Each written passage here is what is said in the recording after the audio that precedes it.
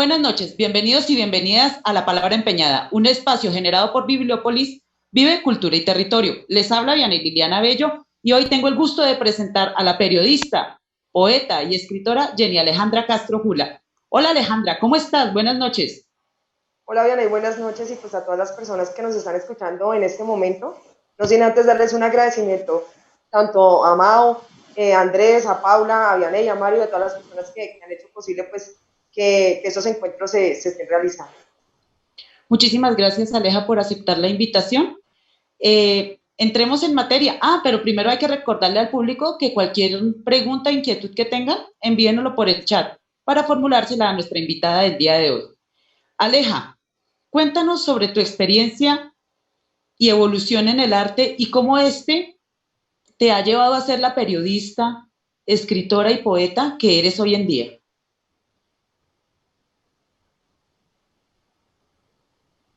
Bueno, se me fue un poco el audio, Vianey, no sé si es el internet. De pronto es el internet. ¿Qué No tal me te escuché escuchas? bien la pregunta. Bueno, cuéntanos sobre tu experiencia y evolución en el arte y cómo has llegado a ser Ahora sí la te escucho escritora perfecto. y periodista y poeta que eres en este momento, Aleja. Bueno, yo pienso que todo pues es un proceso desde la niñez. Cuando estaba en el colegio pues estuve en un grupo de teatro, colegio, estuve en la chirimía, estuve en el grupo de danza, pero tal vez lo que siempre me gustó fue escribir y para lo que de pronto tenía talento, pero no lo conocía y eso lo hacía de forma muy íntima. Jamás pensé que de pronto a futuro empezaría a sacar o a ver lo que es realmente escribir y es el periodismo y la actividad como tal. Sin embargo, fue un proceso largo. Estuve haciendo otras actividades como ya te mencionaba, pero tal vez la poesía fue lo más íntimo y lo que se convirtió como en una religión y un estilo de vida para mí.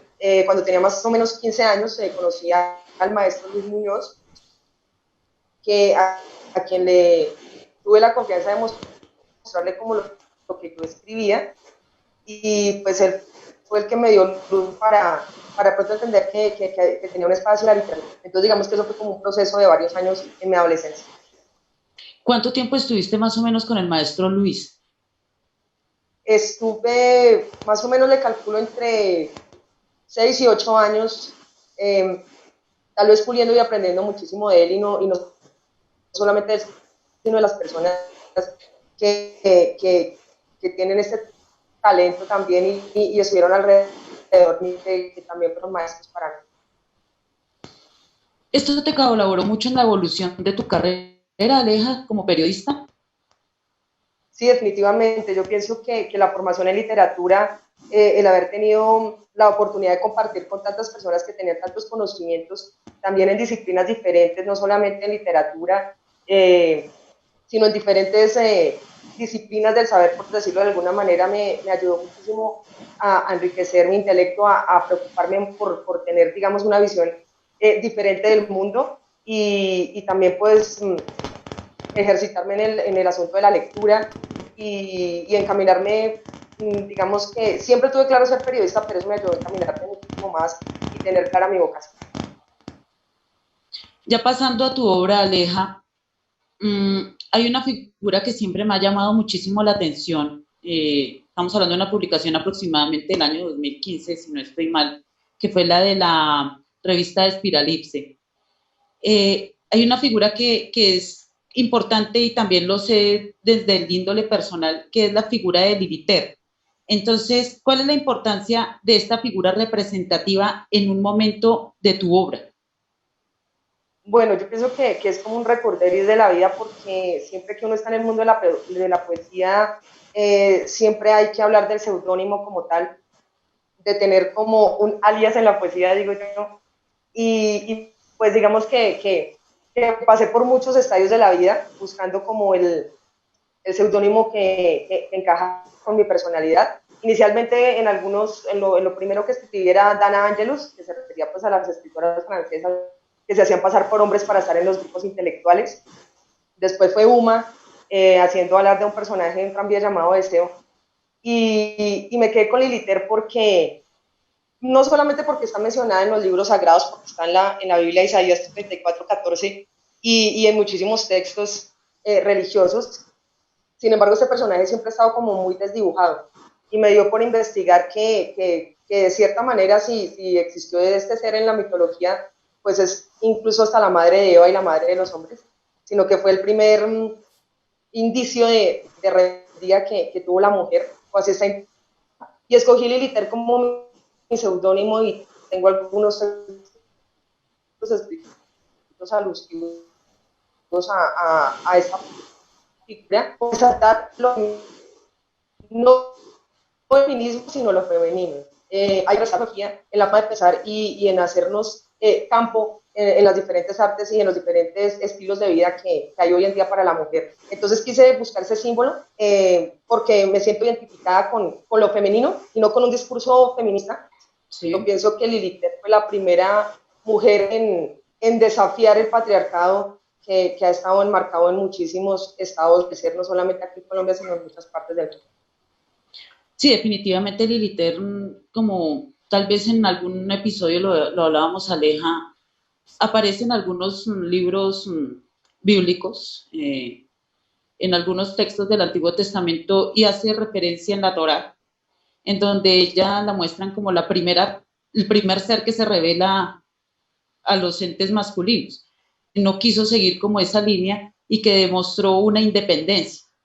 A la par también como es visto ahí y se sigue viendo en mucha de la sociedad, en muchas partes de las sociedades, que eso genera un estigma, el rebelarse y el buscar la independencia total del patriarcado, como tú misma lo dices. Sí, más en el arte y en la parte intelectual ha sido muy difícil ganarse un lugar las mujeres, porque sí todavía, no digo que en los círculos en los que hemos tenido la oportunidad de desenvolvernos, pero sí en algunos lugares en los que me he desenvuelto, no creen en la inteligencia de la mujer. Y si la mujer tiene cierto prototipo físico, tampoco es una persona que se crea en su inteligencia. Entonces la mujer tiene que luchar por demostrar que hay esa inteligencia. Entonces, tal vez por eso encontré en Liliter una persona o una figura femenina que me identificaba muchísimo a mí. Y de por sí que es una figura muy hermosa, ¿no? A pesar de que pues haya sido como exiliada de la historia bíblica, de un modo u otro solamente aparezca por lapsos cortos, es una figura hermosa y una figura que a la larga pues demuestra que los seres humanos, independientemente del género y de lo que seamos, tenemos pensamientos y posturas diferentes e ideologías independientes. Aleja, quiero citar unos textos que publicaste en la revista de Espiralipse para que tengamos de pronto una leve conversación sobre ellos.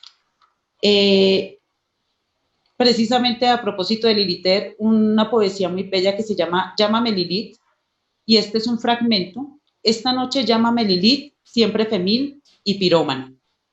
De creencia, solo tú poesía mía, solo tú poesía creencia mía. Y de habitando Sodoma, simulacros de aparente amabilidad, el mintos con corbata. ¿Qué contextos sociales, Aleja? Porque obviamente hay mucho contexto social y está también dentro de la creencia y los rasgos espirituales manejaste en estos textos. Bueno, los tres textos son estados diferentes. Precisamente el que hablábamos al inicio, en el segmento anterior, era el de Llámame Lilith, precisamente hace una apología a por qué mi seudónimo, tratando de dar una explicación de la importancia de lo femenino, que era lo que hablábamos ahorita hace un instante. De pronto en el segundo de O Poesía, siempre he pensado que la poesía es una religión, que somos pocos los que pertenecemos a esta secta, ya que es un estado también del ser y del alma, y a veces hasta un estilo de vida ser poeta. Entonces ese escrito se lo hice específicamente a la poesía, que es la religión que me avala. Y el tercero de los mitos con corbata, pues de la parte política de la que uno se ve muy, muy rodeado en mi profesión, digamos que es el pan de cada día. Y afortunadamente aquí en Colombia el ejercicio de la política está demasiado prostituido, por decirlo de alguna manera, y en este poema está referenciado pues mi sentir frente a la situación que se vive día a día uno tan cercano de la política. Y unos elementos con súbditos, si lo vemos Así desde es. todos los ángulos, ¿no? O sea, para que ellos también estén dentro de ese poder político es porque alguien los pone ahí, porque alguien cree que eso está bien, que tener esos seres ahí, esas personas específicas ahí, de pronto muchas veces con discursos que no son tan reales acerca de una situación tan conflictuada como es la colombiana, tenga también un poco de gente o un montón de gente que los sigue ciegamente y sin entender el discurso, y es como si vivieran en un país completamente diferente. Sí, bien, es precisamente porque los colombianos no tenemos el hábito de la lectura, no tenemos el hábito de saber que vivimos y nos hemos vuelto seres indiferentes. Entonces, digamos, desde que no me pase a mí, no me toque a mí, no hay muchísimo interés en lo que le pase a los demás y no tenemos un interés en conocer nuestra identidad, nuestra idiosincrasia, nuestra raíz, sino seguimos por un camino que es completamente nublado y no tenemos como la visión para ver cómo salimos de esa penumbra. Aleja, cuéntame una cosa, dentro de tu ejercicio, tu quehacer y tu profesión periodística, eh, ¿cómo ver esa realidad a veces tan cruda, tan compleja que se vive en nuestra sociedad y a veces también en las sociedades externas, afecta tu poesía, afecta tus escritos o tú los sublimas en esos espacios? Bueno, digamos que yo soy una persona como muy sincera y muy espontánea. Digamos que hay poetas que son más académicos y eso lo respeto y lo valoro de una forma infinita, pero yo siempre y con la realidad. Entonces mi realidad es el periodismo y donde yo vivo de una forma subjetiva es la poesía, pero en ambos lenguajes lo que hago es reflejar pues lo que siento y lo que pienso. El periodismo pues es obviamente más objetivo y tiene uno que ir pues a informarle a los demás o darles a comprender a los demás, es como encender la luz para que los demás puedan comprender lo que uno está viendo. En la poesía pues uno tiene la posibilidad de ser más objetivo y de ir más al sueño, pero yo pienso que en la poesía, así como hay odas o palabras hermosas frente a las situaciones, yo pienso que la poesía también puede ser una denuncia social, puede, puede hacer reflexionar a la gente acerca de la realidad. Entonces pienso que desde el periodismo y desde la poesía se puede hacer de pronto de diferentes maneras, pero se puede hacer. Ernesto Cardenal precisamente hacía muchísimo esto con su poesía y llegaba a muchísimas personas. Entonces pienso que se puede hacer de las dos maneras. Bueno, ya pasando a tu última obra publicada, digamos, este hijo, un hijo muy, muy hermoso, por cierto, Aleja, te felicito. Releyéndolo fue una delicia ver ese sentido humano en este libro, que se llama Rutas, Rastros y Rostros. Cuéntanos, Aleja, cómo fue este proceso para llegar a esta obra tan bella. Bueno, la convocatoria de estímulos que es Zipaquirá en el 2018, sino 2017-2018, obviamente hay que presentar un proyecto pues con otras personas que pasan los proyectos a ver pues cuál es el que es viable. Yo pasé mi proyecto y propuse 4 zipaquireños ejemplares de la historia contemporánea, de la historia ahorita cortica de Zipaquirá. Propuse a Igan Bernal, a Arley Rincón, perdón, a DJ Rincón, al maestro Corradán y al maestro Jaime Rojas, porque pues cercanamente conocía lo que se refiere al maestro Jaime Rojas, todo su trabajo, todo ese esfuerzo, y también la parte deportiva estaba como un poco cercana, entonces decidí que esas 4 personas me parecían unos íconos importantes para resaltar a través de la crónica, pues para que quedara como en el imaginario colectivo de los zipaquireños y de la gente de la región, todo el esfuerzo que tienen muchísimos zipaquireños para resaltar. Digamos, esto que se hace con cada uno de estos personajes, de estos protagonistas, por decirlo así, de ese momento de la historia de Zipaquirá, fue realizado a través de entrevistas personalizadas, ¿no? O sea, tú fuiste, tomaste las entrevistas, tomaste las imágenes de apoyo, hiciste todo el proceso, Aleja. ¿Cómo fue esa vivencia con esas entrevistas? Bueno, alguna vez aprendí del maestro Richard Capucheski, que es como el padre de los periodistas, que para ser buen periodista hay que ser buena persona y hay que tener un sentido empático y hay que mirar los humanos desde muy adentro. Entonces, digamos que eso lo he tenido como muy presente en el ejercicio de mi profesión, me gusta muchísimo la crónica. Hubiese querido estar más tiempo con las personas, afortunadamente fueron unas entrevistas muy fortuitas, muy cortas, porque soy de la academia del método etnográfico que se utiliza en la antropología, que es donde uno tiene que estar pues mucho tiempo con la persona de la que uno quiere escribir o de la que uno quiere relatar, pues para conocerla interiormente, ya que una persona con una cámara enfrente a veces cohíbe muchísimo de sus emociones o sus conocimientos. Con Igan fue un corto tiempo porque Igan en ese momento estaba viviendo en Italia, solamente vino en ese momento a visitar a su familia y me dio la entrevista, fue un tiempo corto. Con el maestro Corrain también fue similar, fue tiempo corto, al igual que con Didier, que él también tenía que viajar a Costa Rica. Entonces, con quien tuve más tiempo de poder hablar y sensibilizar y una introspección real fue con el maestro Jaime Rojas, con quien tuve más tiempo de dialogar sobre su obra, entonces, que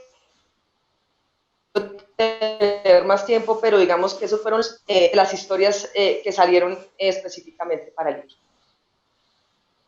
Déjame decirte, Aleja, que dentro del sentido humano de tu obra, su desarrollo fue espectacular. A mí me fascinó realmente esa obra. Maestra Alejandra, realmente fue un placer leer su libro de una forma más, como más aislada, ¿no? Porque de todas maneras, Aleja es amiga de la casa Bibliópolis y de mi casa.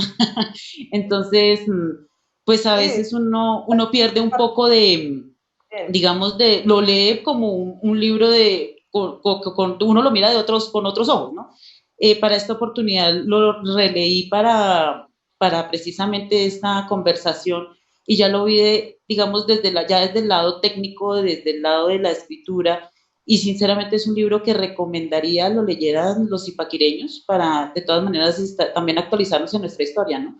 Nuestra historia es tan importante el conocerla, el conocer nuestros personajes y el conocer la historia de vida de las personas que dan la imagen del municipio afuera, pienso yo. Sí, digamos, precisamente por eso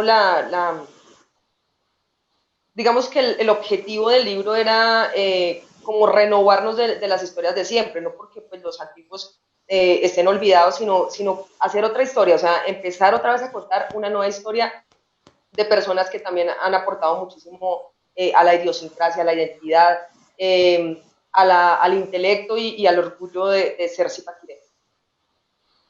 Sí, Aleja, me gustaría leer en este momento, pues el acceso al libro no es práctico, porque no sé cómo será el manejo de este libro, Aleja. Incluso pues estaba en PDF, no sé cómo lo manejaría la Secretaría de Cultura de la administración pasada, pero está en un PDF, se suponía que en la página del Centro Cultural tendría que estar, deben haber volúmenes en diferentes museos, en las bibliotecas del municipio, para que se pueda conseguir. Supongo yo que debe estar pues en estas plataformas. Para nuestro público quiero leer unos fragmentos del libro, destacando digamos, su sentido humano, lo que a mí me llamó mucho la atención del libro en cada uno de los protagonistas. Entonces, para Egan Bernal seleccioné este fragmento. Solo crecemos a través de nuestra familia, crecemos cuando seguimos los pasos de alguien. Se engrandece el espíritu y cuando tenemos claro de dónde venimos, lo que queremos ser sin ignorar lo que somos. Alberto Corradain, el maestro es un investigador con una pluma impecable. En sus textos se hallan claras las ideas y son el punto de partida para tener clara la construcción de Colombia. Jaime Rojas, cuando se ve al interior de la mirada de los cuadros de Jaime Rojas y cuando se habla con el maestro a los ojos, se denotan la misma transparencia y humildad escasa en el arte. Diller Rincón, es un joven sencillo, de pensamientos grandes y alma carismática. En su sonrisa se ve el valor de correr por la vida y la gratitud con el que el sendero le dio ese enorme talento que ha hecho que surja en escenarios internacionales. Aleja, en esta obra de Rutas, Rastros y Rostros, destacas el sentido humano de estos cuatro zipaquireños que son protagonistas de nuestra historia relativamente actual. ¿Cómo llevaste tu escritura existencialista en el desarrollo de esta bella obra, Aleja? Bueno, decía Sartre que el único ser viviente sobre la Tierra que tenía conciencia de su existencia era precisamente el hombre. Eh, Tanto en la poesía como en el periodismo, pienso que lo más importante es nuestra existencia, hablar sobre nuestro cotidiano, sobre las cosas que nos pasan, hacer reflexión sobre nuestros sueños, nuestros anhelos, sobre nuestros desencantos. Pienso que para eso es tan importante la palabra, sea en el periodismo o sea en la literatura de cualquier manera. El existencialismo es también ser empático. Yo pienso que en mi ejercicio del periodismo me ha dado la oportunidad de que yo todos los días conozco personas diferentes y tengo muy corto tiempo para hacer una entrevista. No hay tiempo para conocer bien el ser humano, entonces aprende uno a verlo, aunque suene a palabra de cajón, a aprender a ver en los ojos cómo es la persona y aprender a identificar cuáles son las cosas a resaltar para hacer una historia. Entonces, digamos que me valí esas herramientas que me ha dado precisamente en mi profesión y el ejercicio de la misma para hablar de la existencia, del cotidiano, del imaginario, de las luchas que tienen las personas por resaltar, porque pues hablábamos de Jaime Rojas, de Igan, pero detrás de esos triunfos que vemos ahorita tan visibles hay unas luchas, hay también desencantos, hay pérdidas, hay derrotas, hay tristezas, hay alegrías, hay amores, hay personas detrás de estos triunfos. Entonces yo pienso que eso es lo que es importante resaltar, el ser humano, porque todo ser humano no viene al mundo en vano y todo el mundo, por más humilde que sea, siempre es un héroe para alguien. Pues como tú muy bien lo dices, Aleja, y lo manifiestas en tu obra y en tus palabras en esta conversación. Eh, de todas maneras, el existencialismo tiene como una de sus bases el que el humano le da su significado a su vida, ¿no? Creo que estos cuatro personajes son un ejemplo de cómo se le puede dar un significado a la vida y cómo a veces de las fuentes más humildes y de los, digamos, de las fuentes menos esperadas surgen realmente personas que batallan y están ahí al frente de su propia vida, no quejándose ni esperando que llegue del cielo la bendición, sino luchando en su cotidiano. Y eso a mí me parece muy hermoso en tu obra, Aleja. A mí me gustó mucho una frase que está dentro de los textos de Jaime Rojas y dice que se denota la misma transparencia y humildad que es escasa en el arte. Eh, la humildad es, yo creo que en algunas, desde mi concepto, ¿no? Se puede decir que es el considerar que de cualquier fuente puede venir un aprendizaje, que uno no puede como ignorar lo que hay en el mundo ni estar por encima del mundo, sino que de todo se aprende y de todo puede venir una información muy buena y que le ayuda a uno a su propia construcción y a la construcción de una sociedad mejor. ¿Cómo has manejado tú ese tema de la humildad? Bueno, el tema de la humildad es complicado en el tema del arte y más en el tema de las comunicaciones y el periodismo, pienso que es aún más difícil ahí. Infortunadamente, la inteligencia a veces sí da una arrogancia. A unas personas sí, a otras no, hay que manejarlo, pero sí he conocido bastantes personas que porque tienen un conocimiento, digamos que eso se genera una arrogancia que para personas es difícil de manejar. Y para otras, pues no, porque he conocido también personas con muchísimo conocimiento y con un alma humilde que han compartido sus conocimientos y hacen que uno crezca y no tienen problema por eso. Pero sí es una complicación que se presenta muchísimo en las artes, la arrogancia de la inteligencia. Y es tanta la arrogancia de la inteligencia que a veces ni siquiera se da cuenta de esa arrogancia.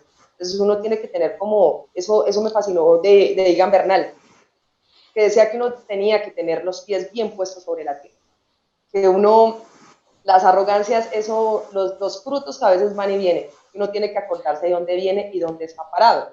En el mundo del periodismo sí es complicadísimo, porque las comunicaciones y el periodismo es una carrera donde siempre la imagen está en juego, donde siempre te están viendo, donde eres una figura pública, así sea entre anónimos, entre pocas personas. pero eres una figura pública y eso genera en el periodismo muchas arrogancias por el hecho de que de pronto tú sales en un medio de comunicación, sea pequeño o grande, entonces hay muchísimas personas que creen que eso las hace un poquito mejor que los demás y déjenme decirles que no. El periodismo es una labor social y si uno tiene la oportunidad de estar en un micrófono, en una cámara, es precisamente para hacer bien su trabajo y no para adular la belleza o para eso, porque para eso está el modelaje, están los peinados. Pero digamos que para el periodismo son ideas, lo que hablaba hace un rato, encender la luz, lo que decía el maestro Kapuscinski, tener los 5 sentidos del periodista bien, los ojos bien abiertos para hacer precisamente la luz de la sociedad, que esa es la labor social que tiene el comunicador social, que es una redundancia. Obviamente si uno estudia comunicación social, pero es porque tiene una labor social y una responsabilidad con la gente que lo vea a uno, y esa responsabilidad no es tener los ojos bonitos y el cabello impecable, ser 90, 60, 90. Es decir la verdad, encender la luz y estar siempre dispuesto a ver al ser humano de igual a igual y al otro. Y de todas maneras, déjame decirte también, Aleja, que dentro de tu labor social, dentro de tu desempeño como periodista, también eres súper, súper Aleja. Tu desempeño como ser humano y lo que has ayudado a muchas de las personas que hemos estado a tu lado, creo que eso ha dejado marca y tienes toda la razón. Si el ser humano no tiene ese concepto claro de que está en la sociedad para ayudar, entonces estamos un poco perdidos, ¿no? De que no estamos solos en este planeta, de que no estamos como entes habitando un espacio por un momento, sino estamos aquí para ayudarnos los unos a los otros y más en tu labor en la periodística y nosotros también los que ejercemos el arte en algún, sea la que sea, en algún aspecto, también tenemos una labor social que tenemos que recordar. Así es, no lo hubiera podido decir yo en mejores palabras. Decía Winston Churchill que a veces era más fundamental ser útil que importante. Y a veces en las artes y a veces en el periodismo, digamos que nos enmarcamos más en ser importantes que ser útiles. Entonces yo me hice como ese propósito de ser mejor útil que importante. Eso es, y eso se te nota, Aleja, eso es muy chévere dentro de tu, digamos, de tu cotidiano y creo que a nombre de muchas personas que estamos cerca te lo agradecemos. Voy a pasar a una pregunta que me está haciendo Leonardo Rodríguez. Para ti, ¿crees que el periodismo en Colombia es un negocio? Uy, es una pregunta difícil porque me estoy obligada a decir la verdad. Sí, aunque hace muchos años, no solo en Colombia, precisamente hablando, porque pues, lo referencio mucho porque lo admiro porque está catalogado como el mejor periodista del mundo, es Richard Kapuscinski, y él decía hacía muchísimos años que cuando uno tenía una preocupación por qué decir o qué no decir, era porque ya tenía un patrón. Y al tener un patrón, ya el periodismo no es honesto. Y al no ser honesto, se vuelve un negocio. Eso lleva pasando en Colombia muchísimo tiempo. Ahorita, infortunadamente, la comunicación social y el periodismo en Colombia se convirtió en un negocio. A los medios de comunicación grandes no llegan, no digo que todos los periodistas, porque no puedo generalizar, porque yo sé que en los grandes medios hay grandes profesionales y personas también comprometidas, pero infortunadamente digamos que hay una élite y esa élite no permite que el periodismo se haga en el ejercicio y con la dinámica que se debe realizar. Entonces yo sí creo que en Colombia el periodismo se volvió un negocio. Y cuando tú no eres parte de la élite y estás fuera del negocio, pues es cuando se ve que los periodistas están sin trabajo, sin una buena remuneración y sin sus derechos, porque se hacen a un lado precisamente por pensar o por manifestar cosas diferentes a la élite. Pregunta Mao, es posible el periodismo desde una mirada poética? Por supuesto, pienso que eso he tratado de ser yo. La poesía es, como lo decía yo, una religión, un estilo de vida. Cuando eso está presente en la vida de uno, pienso que en ver la mirada de la gente, en el hecho de compartir, en ver el amanecer, el atardecer en los lugares donde uno trabaja, está muy reflejado en la crónica, en la crónica televisiva, en la crónica escrita. Ahí hay poesía, y la poesía está en una imagen. Cuando uno tiene un ojo de poeta, hasta en una sola imagen de una cámara de video, de un celular, puede capturar la belleza de las cosas y la belleza humana. Muchas gracias, Aleja. Vamos a hacer un juego cortico. A ver, para extensionar. Te voy a dar el nombre de 2 canciones y tú me regalas una frase por cada canción. Una frase que sea para ti y digamos que te salga de lo más profundo del corazón. Ya me dio miedo. No, ¿por qué te da miedo? Aleja es súper melómana, les cuento. Entonces, pues por eso el ejercicio de la música con ella. Y pues va la primera canción, Aleja. Me va la vida en ello. Uy, eso es de Silvio Rodríguez. Esa es mi letanía. Yo digo que esa es mi letanía, es la palabra que se me viene a la mente, mi oración. Muy bien, gracias, Aleja. Periódico de ayer. El periódico de ayer es el rigor de la vida, el rigor del amor y el rigor de mi profesión. Y el amor a lo africano. Qué bello, Aleja. Realmente hermoso. No soy de aquí. Una canción es de Facundo Cabral, que es uno de mis cantantes favoritos, y ese No soy de aquí me recuerda a los amigos, que a veces por las artes y por el periodismo no podemos trabajar en Zipaquirá o en nuestra región, sino nos toca irnos a donde mejor nos caliente el sol. Entonces, ni soy de aquí ni soy de allá, no tengo edad ni por venir, y ser feliz es mi color de identidad. Y a ver la última, Aleja. Amor y control. La familia. Y el amor por la salsa. Yo digo que esa canción a quien ama a su familia le llega muy profundo, le cala muy profundo, porque no hay amor más grande que se puede tener por la familia. Definitivamente un sinfín de valores humanos hay en ti, Aleja. Quisiera que para nuestro público nos regalaras un libro recomendado, Aleja. Bueno, pues no soy muy amiga de recomendar libros, porque yo pienso que cada persona está en un estado diferente del ser. Hay personas que leen mucho, hay personas que no leen tanto. Entonces uno pues a veces recomienda, pues depende el estado del lector en el que uno se encuentre. Pero pues a mí me gustó muchísimo, es un libro realmente sencillo de leer. Se llama Mujer Imaginada, de Rodrigo Argüello. Precisamente hablando digamos que haciendo como una sinopsis de todo lo que hemos hablado del valor de la mujer, de la poesía. Entonces el libro se llama Mujer Imaginada y habla de la visión que el autor tiene acerca de los diferentes comportamientos de las mujeres desde una mirada pues respetuosa y desde una mirada poética. Muchas gracias, Aleja. Un ejercicio para nuestro público, para que lo envíen a nuestro correo electrónico. Bueno, eso pues lo he hecho lo hacíamos en las escuelas de literatura, y pues también he hecho este ejercicio con muchachos con los que he tenido la oportunidad pues de explicarles algo de mi poco conocimiento en literatura y en expresión verbal, y se llaman los cadáveres exquisitos. Funcionan perfecto para la poesía o para cualquier texto.